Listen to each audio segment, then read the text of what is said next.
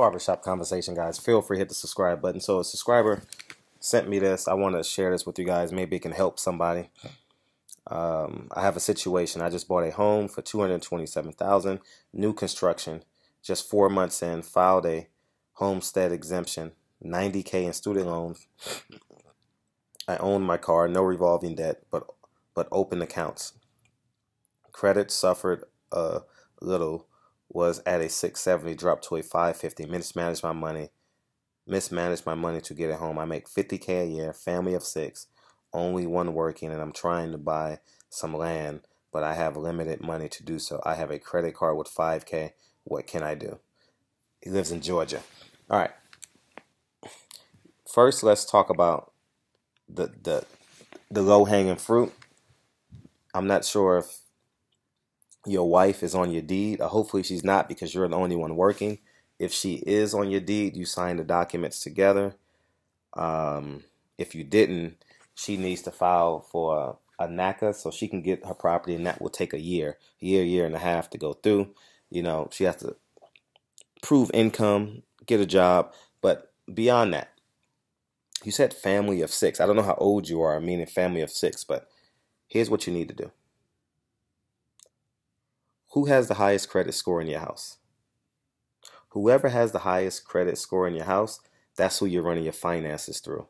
Hopefully they're over 18. I don't know that. I don't know the ages of your kids. I don't know how old you are. But if you have someone over the age of 18, you need to use their credit score. Or if you have someone who's beginning credit, you need to start running credit through them. This may take a year. You may have to hold on for 6 months or a year to build up their credit and prove that they have money coming in. Now, what you need to do is employ that person. So, for example, if you make $50,000 a year, what you need to do is hire that person so they have proof that they're making $1,500 a month or whatever the case. I don't know what it is, because maybe it's your son, maybe it's your daughter, and they don't have a job, or they're probably working a job to get to where they need to be. Maybe they're in school. I don't know the full particulars, right?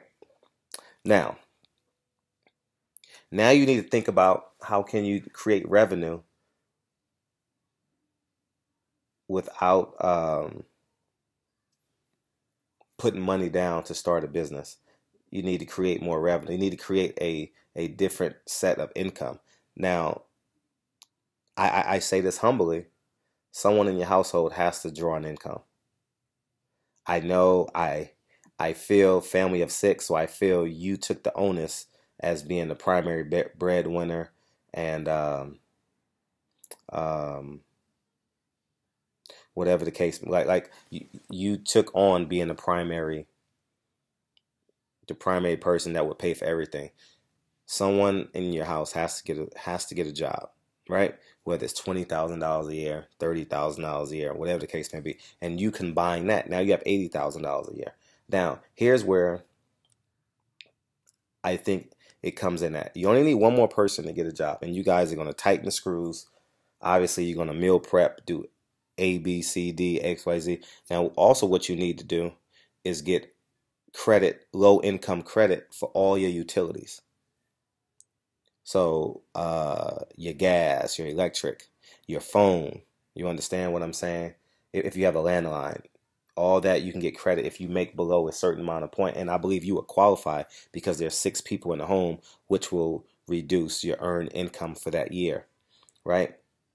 So after you do that, now here's where it gets sticky. Someone has to be a visionary in that house. Everyone is not getting a job. You guys got to bet on one person in that house. Bet on one person, and that's where the extra resources go to. Hopefully they're of age. I don't know the ages of your 5 kids or 4 kids, if it's 6 total. I don't know the ages. Hopefully they're over 18. Now, one person gets a job. You have a job. And simultaneously, you're building up the person who's the oldest, who's capable of getting an 800 credit score. This is a 1-year plan, right? Now, after that, the person with the 800 credit score, they buy the house from you. You have to prove they have income. So you're paying whoever that is a monthly salary, which is staying in the house, but you're playing the money game, okay? So now that they have a 800 credit score, right? 800 credit score, they make $2,000 a year, right? So in a perfect scenario, you would want the person with the highest credit score to go out and get the job. Whoever in your house has the highest credit score, you want them to go out and get a job, right? And on top of that, you're paying them $1,000 a month, whatever makes sense to you, and pay your bills, right? So whether it's a babysitting service, get a business license, babysitting service, and they draw on 1,000. All you need to do is deposit $1,000 in that bank account, in their bank account, every month for 12 months to prove that they have a job. That's all you need to do. That's it, right? A direct deposit, send it to their account every month, and then you take it out and you put it back in your house. And hopefully they find a job, and now they have 800 credit score. Now what they do is they buy the house from you. And what I mean, they buy the house from you, so the interest rate is going to drop because they have an 800 credit score, which is going to save you hundreds of dollars a month, right? So now you've basically refied your home. You have someone with great credit score, and now you leverage that person. Now you go to the bank, and the person you had the vision on, right? If there's another person you absolutely believed in, they had the vision, you're going to bet on them because you're making $50,000 a year. You can't give up your job because that's the primary source of income. So whoever has a vision, whoever has a dream, whoever wants to become, who have a business idea that you guys believe in, you go and you pull out at a max loan in the person with the 800 credit score. Whatever you can, if you can take out $50,000, don't worry about paying it back. All right, because they're young enough. Don't fret about paying them back. That's not the most important thing. The goal is to get all the money out. Okay? Now you dump that into someone's vision. You done dropped your. Now keep in mind what has just happened. Now you're making about $80,000 a month because someone has a job and they're probably making $30,000 a year, right? Right? Now, you've sold your house to a family member, right? For a lower interest rate.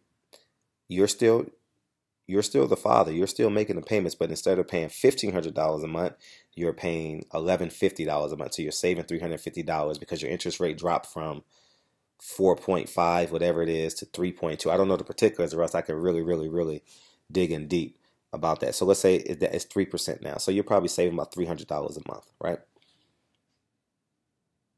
And now that person has a great credit score. Now they go to the bank. They have assets. Don't worry about paying the money back. Take out as much as you can because you can make the mortgage payment.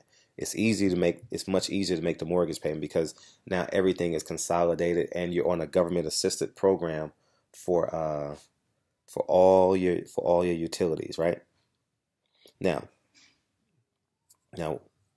you're working on someone's vision. Now simultaneously, here's what you need to do. I'm going to give you the realest game I ever heard. And some of my subscribers may not like it, but this is reality. You and your wife separate. You get another address because keep in mind, the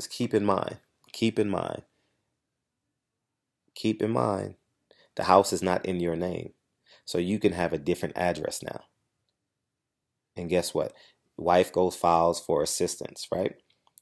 These are just short-term plans to get you on your feet. Now, people get mad when I say this, but keep in mind, for all y'all haters out there saying you're milking the system, them motherfuckers in Minnesota that built that new stadium where the Super Bowl just was, those were on tax. It was subsidized by taxpayers' dollars, millions and millions and millions and millions and millions and millions of dollars. So I don't want to hear shit about that. So now your wife is on assistance. You have a new address. You don't own the house anymore. You're not even in the picture, but you're still at home, right? She has 4 kids and she goes and gets on public assistance. Now you guys are making probably $100,000 a year and everything is subsidized. And the extra money that you have, you're betting on someone's dream. Did that make sense? Hopefully that made sense. And Let me know how it turns out. Um, uh, there's paperwork you have to go through when you sell your house to a family member. Do your logistics on that. It's a simple move, and you sell it for top dollar. I've done a video on this in the past. Go to my videos. They buy it for max dollar, but keep in mind they got to have the credit score and they got to qualify. So with their job and $1,000 a month you're putting in their account, that can prove that they're making exceptional amount of money and the 800 credit score to buy the house. Okay, so now so here's how your home is functioning. You're making $50,000 a year. Someone else in your house has to get a job. Let's say they're making $30,000, $25,000 a year with a job, right? But in actuality, they're making $35,000, or they're making an extra $1,000 a month because you're putting it in their account. So you have the home and the person with the 800 credit score. Remember, you're building the person with the highest credit score. You're building their credit up to buy your house, right? Then you go get a bank loan. You go get the bank loan after you buy the house, right? Because they have to prove assets, right? And don't worry about the assets because you have enough money to pay the mortgage every month, right? Simultaneously, you're working on someone's dream because that's going to make you guys millionaires. That's going to give you the extra income. That's going to keep the hope in the house, right? It's a realistic plan. So if they have an idea to create a new comb or a new soap detergent or whatever that is, you bet on that. You don't bet on fast food. You don't bet on gym memberships. You work out, all that excess money goes into that purpose, goes into that person's dream. Okay, this is a 5-year plan. I think that this shit can get done. 3 to 5 years. Mom goes and applies for assistance because she's raising 4 kids on her own. She needs assistance. You're not in the ballpark. You have your own address because you don't own the house anymore. You still live there, but you're living at mom's. Okay, and you subsidize all your utilities. Okay, got it? Hopefully that helps. And keep in mind, there's no debtor's jail in America. So you can go in this debt as long as you want. You can pull that $5,000 out if you want to, but make sure you don't own the home, okay? Because they'll put a lien on the home. After you sell the home, you put the lien on the home because you got to generate more income. And any passive ways of income you can make money, do it. YouTube channels, buying low on the internet, selling higher on the internet. You know what I mean? I always tell people, wherever you are, sell zip code t-shirts. Works every time. And what I mean, all you got to do is put a zip code on a t-shirt and sell it. That's it. Small, short ideas. You understand what I'm saying? Someone got to be an Uber driver or a Lyft driver. Like, you got to create these strands of income. Or mom becomes the Uber driver. She drops you off at work. She drives the Uber during the day. I don't know how old the kids are, so I don't know how that works. So if you got a 17-year-old, you understand what I'm saying? You get an exemption from their high school. They drive Uber during the day. You understand? Public education is public education. There's nothing great about it. If they're on track to go to college, they'll still be able to go to college.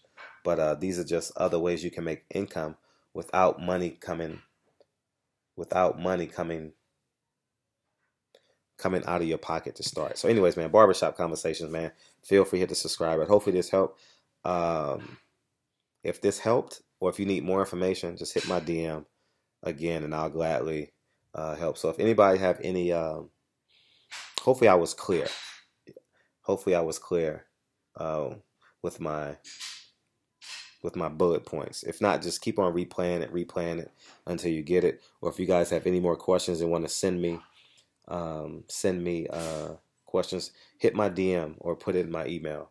And Silent Heroes and FHAW17 at Gmail. And I talk to you guys real soon. Appreciate you guys. Peace.